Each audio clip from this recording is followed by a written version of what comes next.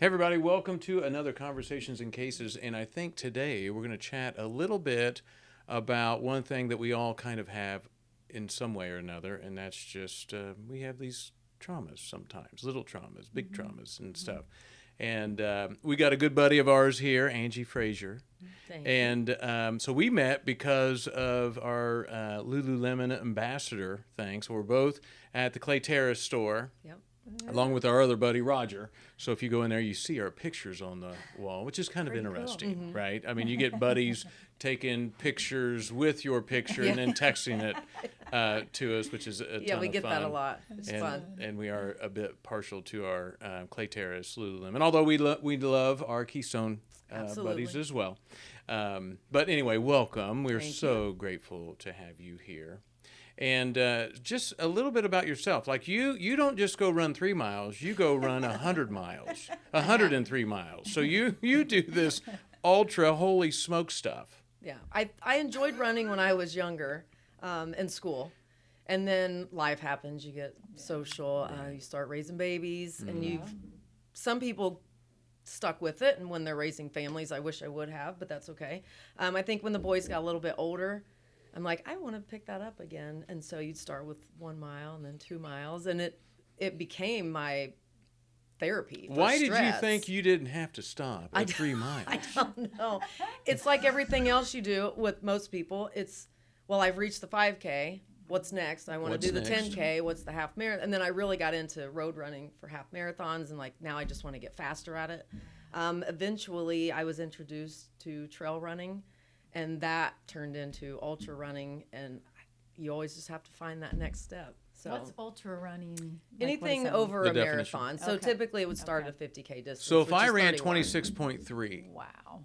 I could I classify would myself as an say- ultra. 50K. 50K 50K distance. 31 miles. Okay. Yeah. All right. Yeah. Wow. They say anything over a full, but Dang it. You got to go to a 50K. When at did you least. do your first ultra marathon? Or My first run? 50K was in Minnesota, and I maybe 8 years ago, Wow. 10 years ago. You weren't in the something like winter, that. was it? Wow. Actually, it might have been in the cold, which I like to run in the cold, so Okay. it's better for me anyway. Yeah, I prefer colder running. So that is now my favorite distance. Wow. I think the reason is because with a full marathon, you want to go all out. You need to run as hard as you can. yeah. And those are mostly on the road. With a 50K, it's almost like It's a allowing rhythm. yourself to be slower. strategically Yeah. create the rhythm. Well, and they're usually in the woods, so it's harder. The terrain is usually harder, and you have to learn to kind of eat and run and stay in the hydrated. woods. So you're most likely not going to go as fast as you would for a marathon. So maybe it's just Wow. my excuse to get to go slower and enjoy it. Do you have any other family members? I know you got a bunch of buddies that do this, but are you the only one in your family that does this? Yes. Okay. Yeah. Yeah. We have some runners. So, and I know for us in our family, we've run 3 marathons, 20 minis, and I've done a 300-mile eco challenge. So actually, I have done this. Yeah. 300 miles, 3 have. days. I mean, we don't have a lot of people in our family that are doing this now. Our kids are starting to do it, which is good. Yeah. Yeah. And we've had, and some others, but yeah, we don't have a lot of people either. Yeah. They're like, why would you do that It's to your it's body? a crazy mindset. Yeah. But But I love it. And I love that you said mindset, because one of the things we kind of wanted to chat about today is exercise helps to offset some of the behavioral health stuff that we're seeing today. So definitely depression, maybe even anxiety to some degree. And I know that we know that some of us have had big traumas. Those are lifelong things. But at times, little traumas, little T's, a bunch of them, can add up to the same effect on the body Sure. as a larger trauma. And so you have a really good saying Yeah. that I absolutely love. I have, when friends reach out or family members and they're Yeah. upset about something, I think a lot of people are upset that they're upset. They want to get over it. Right. It's like, I shouldn't still be upset over this. I shouldn't still be crying. It's been 6 months. It's been a year. It's been 2 months. Right. So what I tell them is, it's okay to cry. Just don't do it lying down. Right. And so the point is, move forward while you're going through it. No one should be able to tell you how long it takes for you to get over something or through something. Yeah. Just stay active while you're doing it. Obviously, we know with time it gets a little better, but I have found, for me, it works to stay active. Yeah. There's something about pain or trauma that gets me motivated because I don't want to sit around and think about it all the time, even though sometimes you can't help it. Right. So my way of dealing with it is running or hiking or something that's just moving forward. When I coached girls on the run, we would get a lot of girls who would say, well, I'm not a runner. I'm like, that's okay. You know, the curriculum is to teach you to just move forward while you're going through things in life. So your preteen drama or anything that happens at home or with, you know, at school, it's just move forward. Skip, run, jump, walk. You don't have to be a runner. You don't. Not everyone has to be an ultra runner. Just find a way to move forward. Yeah, just move in some way, shape, or form. And coming from you, being a move expert, right? This is good, right? I mean, it's really good. It's what helps me. I love that think you it's share it, important. right? And Yeah. you've shared with me over and over again some of the different groups and some of the different things that you're doing to kind of help so many people with the move pillar. I know we've done a good handful of movements ourselves in life, and you know, finding ways in which I know here at OptiLive Medical, it's one of our pillars, right? The move pillar, and to get people to start to find a way to create a rhythm with it, you know, and then if you create a rhythm, it becomes your fabric. If it becomes your fabric, then now all of a sudden, regardless of anything going on in life, the movement is helping to stabilize. Maybe you could share with us, what is it doing that makes people just manage life better? I mean, what is that about? I mean, there's all kinds of things it does to help our brain. A lot of chemicals get dumped when we exercise. Endorphins, we hear about endorphins. Those are those feel-good chemicals. And so sometimes some people just have a low set point of low endorphins. You know, we're genetically programmed. But also sometimes those traumas or big stressors dump our endorphin level down. And so that can even just be all it is. It's just boosting those feel-good chemicals. But it also does help things like serotonin and dopamine. You know, sometimes people deal with addictions, depression, anxiety. They see that as they start doing any type of movement. And I have a lot of people say, I hate to exercise. And I'm like, don't call it exercise. Let's call it movement. You know, That's what you call it. I have a patient that, you know, her goal is, you know, she's got some physical goals. She's over 65, and she's got some physical goals for maybe wanting to. Sometimes it's patients saying, I want to be able to play with my grandkids and get up off the floor. I want to sit on those low beach chairs on the beach and be able to rise up on my own without having to have somebody pull me up. Right. And so, you know, it's going to take some type of movement to get those goals in place. I've had some of the clients I work with that I'm like, they're like, I don't want to exercise. Do you like dancing? I love dancing. I say, well, then turn on the music and dance. Oh my God, that's a great idea, right? Movement. You just need movement. Right. And I think getting out and playful movement, your nature, like getting out in nature and hiking and trail running and stuff like that. I think when people get out and start doing that, because you're right, they think I have to be a runner, I have to run, or be fast or coordinated or whatever. But just getting out, walking and hiking on trails is so therapeutic because, again, you get the energy and there's the grounding effects. So there's a lot of positive, you know, chemical changes that happen just from that. And I think it's interesting. We talk about our 4 pillars, and I'm sure you can maybe talk on this more, but that breathe pillar, a lot of people think it has to be sitting meditation or breathing exercises. Working on levitating. No. But, you know, movement, getting out, running, getting on a trail, hiking, it helps you use your breath and all of that, but it is also meditative. I don't know if you've found that, I'm sure. I do when I'm in the woods running. Yeah. Breathing's not always great, but it does work. And I'm glad you brought up the tiny traumas. It's funny because I use running as therapy to get through things I need to get through. Could be stress, even normal levels of stress. It just helps me kind of calm back down. But at the same time, I've also been in the middle of a run where it brought up a tiny trauma that I thought, oh, that's a silly thing to be upset about. And I've moved on from it. And then you're running and it pops into your mind. And then the next thing I know, I'm crying while I'm running. And I'm like, where in the world did that come from? So it kind of works both ways, right? It's helping me get through whatever it was that I wanted to go running for, but it also brought up something that, hey, you were trying to suppress this thing. Yeah. And here it is, so deal with it. So yeah, it is kind of a meditating type thing. It sounds crazy to some people. Are like, how in the world could running be meditating? And I'm like, find your thing. Just because I'm a runner doesn't mean I don't want to talk to other people about the different ways of moving. It doesn't have to be running. That's just what works for me. And someday I'm sure I'll be told I can't run anymore. Your knees are gone. You got to find something else. You'll keep moving. Oh, I know will. You will. It will go to more hiking Something else. or more walking or, you know, my mother's been a walker her entire life. She's 76 and still walking every day. So whatever works for you, whatever gets you through, just movement in some way. Looking at the anatomy of stress, anxiety, depression, any of these things, it fascinates me how we work physiologically, right? So we are circular thinkers. So they say we have a new thought every second.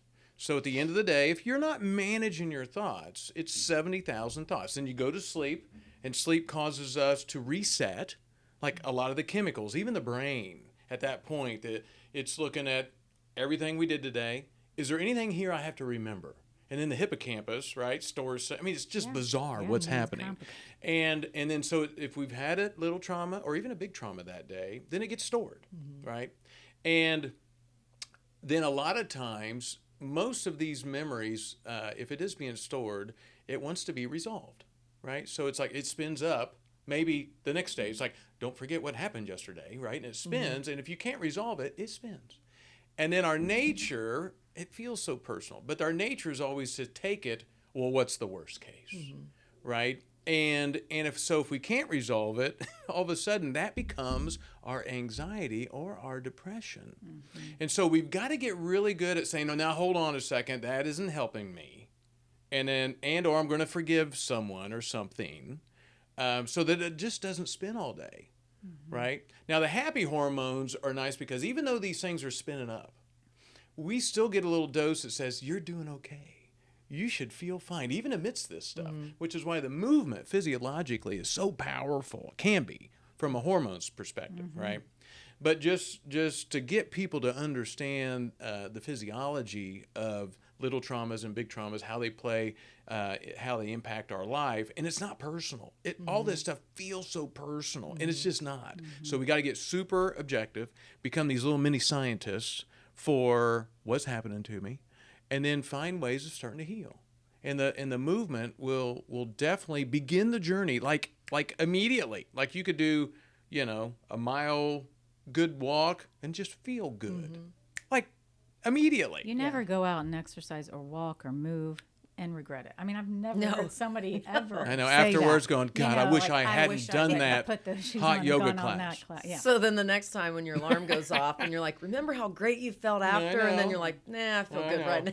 This feels mental. Good. It's Friday. I'm going to take a break. I deserve it. Yeah. So but you're right. At we'll the do end those of every things. single one, you're just like cleansed and, why don't I remember this feeling every time that I struggle to get started? And if you struggle to do it on your own, I know you've done a lot of you do a lot of community run. Like you got buddies that you did some kind of silly thing out. You're running a mini marathon every day, or I can't remember Just a what you 10K. were doing. Dear gosh! But you How did it many every day days? for how many days? 6 days. And then you ended up in Sedona with us. And then we on our- went hiking in Sedona. Yeah. Well, and that was after you had a hike with a donkey or a mule to the top of the. You do some fun That was stuff. a half marathon with the donkey. Yeah. I think that's something that came to mind earlier to say is that you also make this fun. Like you do this to bring like joy, lightheartedness, fun, and you're right. And you are community. that. It's part of that what's You next. are and- joy. yeah. Thank You're you. so fun to be around. I'm so fortunate to have met both of you just through the Lululemon.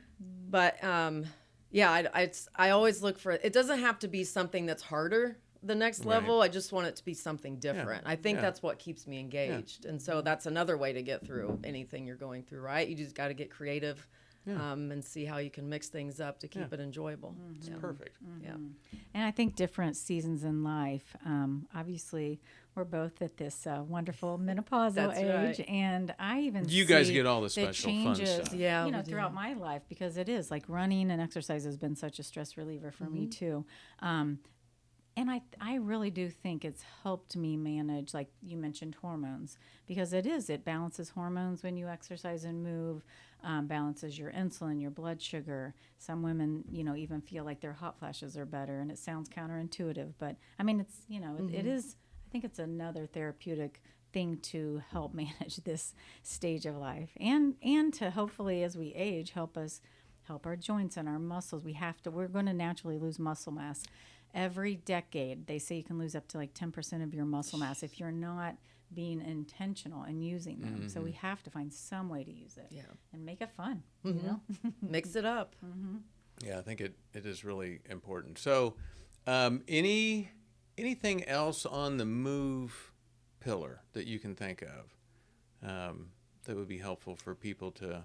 You mentioned that I run with friends and do group outings. That is motivation. Yes. So if you're struggling, find someone who I love motivates that. you, Yeah. find friends to be accountable to. Again, it doesn't have to be running, just anything. If you and your friend who enjoys dancing, go dancing. It doesn't have to be considered exercise because that immediately, you know, that will, you know, chase people away. So find something they enjoy to the point where it doesn't feel like exercise, but friends are key to that. Like I am surrounded by so many great people, and if I'm having a bad day, it's probably going to be where they're having a great day, and, you know, and you just, that's what you do with friends complement and each family. other. You do, you absolutely do. Or if you're like, I just have a feeling I'm going to be tired tomorrow and I'm struggling, you message your friends, let's run at 6 a.m. Right. You know, and then we're all hitting that alarm. It's like, I don't want to disappoint so-and-so. Like, we're going to show up and we're actually going to do it together.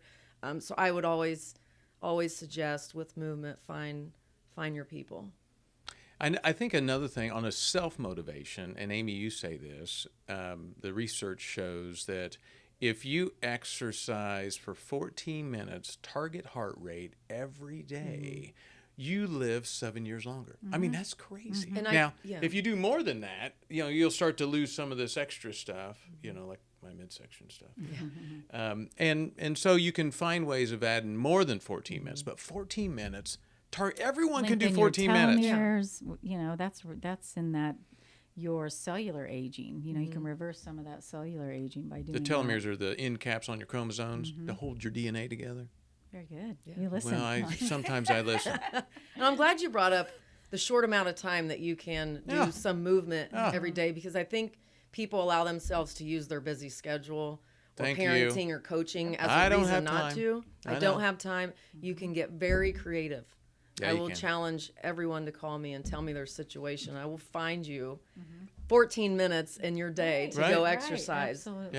And I mean, and even when your kiddos are little and they have a lot going on, find a way to exercise with them. Look at the example you're setting just by moving with them. And it could be one block walk. It doesn't matter. Well, There's always time. There's a lot of time in the day. Yeah, that's right. Yeah. Sometimes, I mean, we get busy here. Sometimes we'll leave later, and then we got to eat dinner. But we'll go home.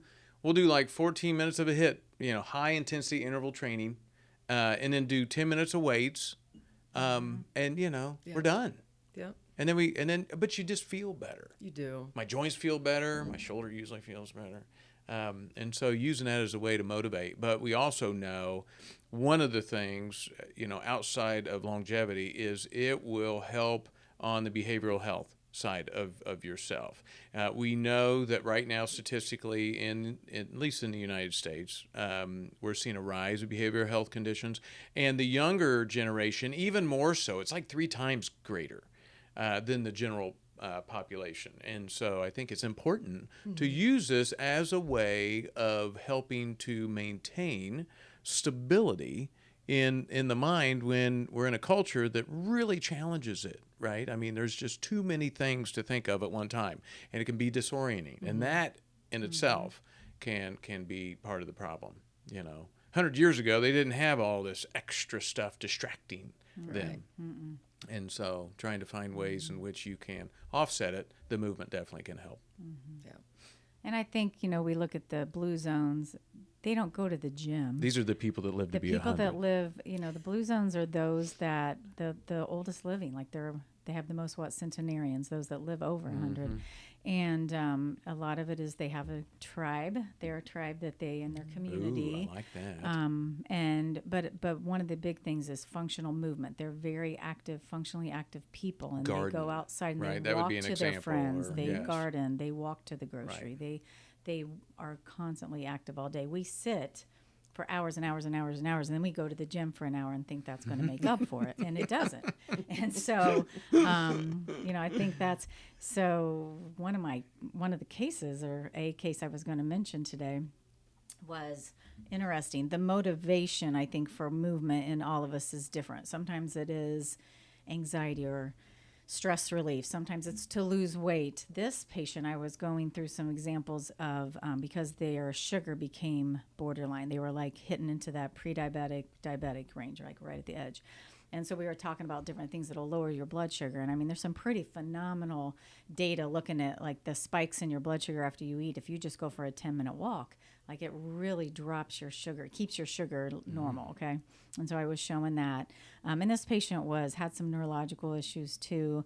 So even like strength and coordination were an issue, and then some depression and anxiety. And so the motivation started as I don't want to be diabetic. Because I was like, we're almost to the medication point. And so it started as that. And then the exercise and the movement became like more and more, and kind of like because every day it was like, so I know I could just visualize this is going to make my sugar go down. And then the weight loss. And the biggest thing was just the mood changes, the improvement in the depression.